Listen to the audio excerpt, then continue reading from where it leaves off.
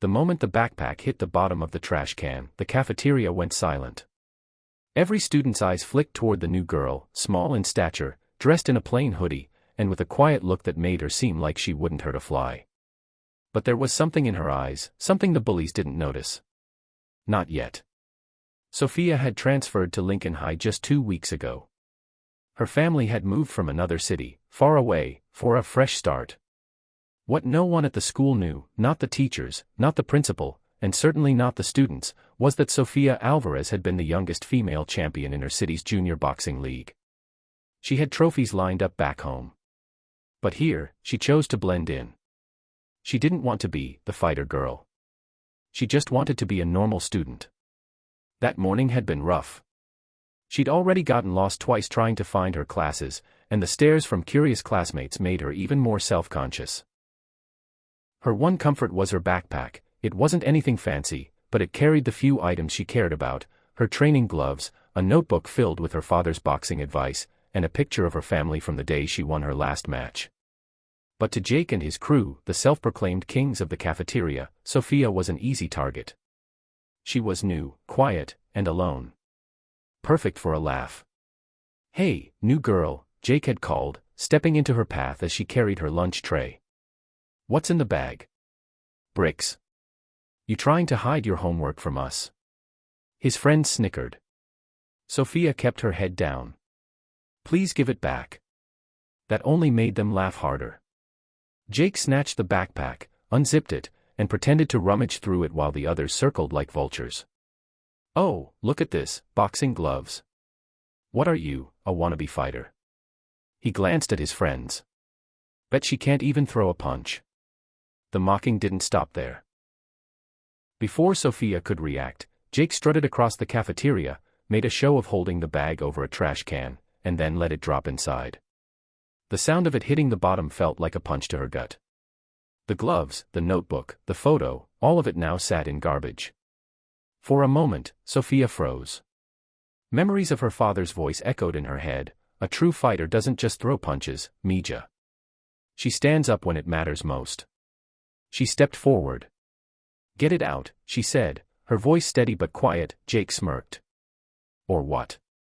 The entire cafeteria watched. Whispers spread like wildfire. The new girl was challenging Jake. This was either going to be a disaster or something no one would forget.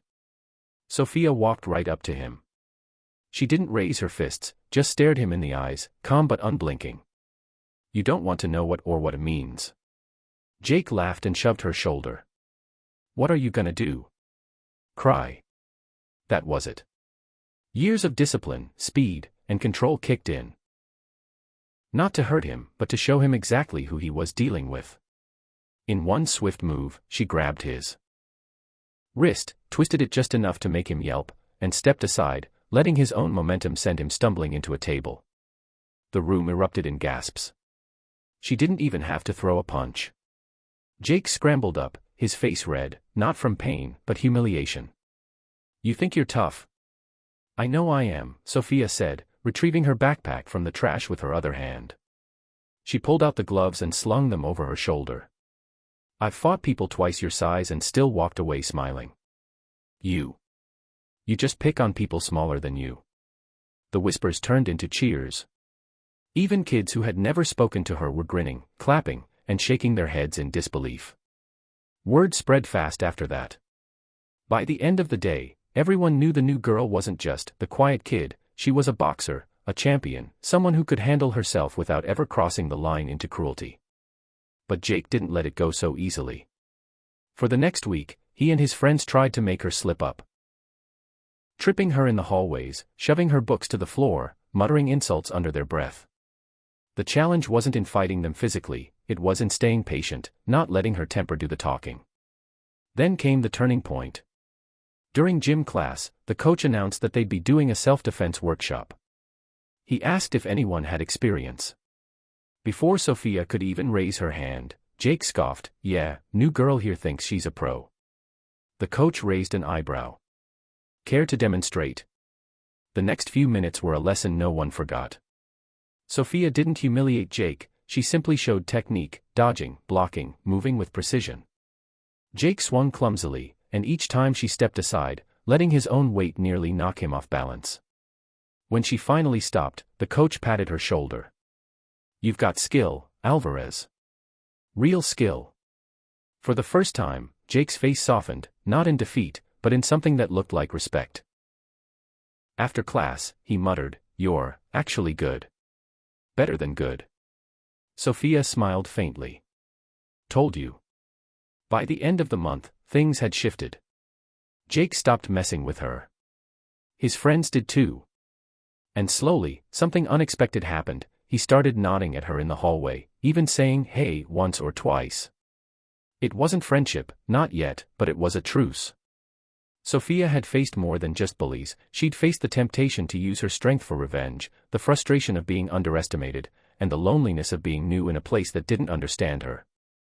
But in the end, she won the way her father had taught her, with discipline, respect, and the courage to stand tall without knocking others down. When she left school that Friday afternoon, her gloves hanging from her backpack, she saw a younger girl getting cornered by two kids. Without hesitation, Sophia walked over. "Hey.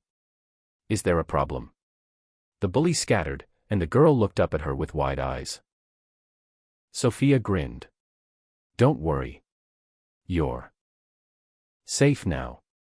The legend of the quiet new girl, who stood up for herself, and for others, was just getting started. And at Lincoln High, no one would forget the day the bullies learned exactly who they were messing with.